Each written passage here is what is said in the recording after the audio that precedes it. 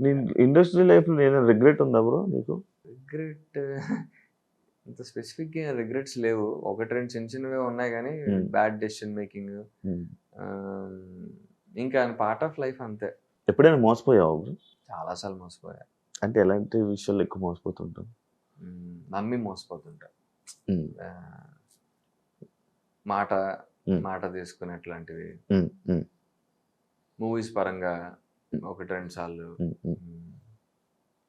ఒక డైరెక్టర్ అయితే ఆహ్, మూవీ అనౌన్స్ చేశాడు. హ్మ్.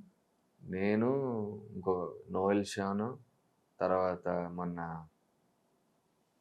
కిరణ్ అబ్బవరం వైఫ్ హ్మ్. అండ్ పూజిత. హ్మ్. మేము నలుగురం కలిసి లీడ్స్. హ్మ్. అనౌన్స్‌మెంట్ జరిగింది. హ్మ్. మారుతి గారు ఓపెనింగ్. హ్మ్.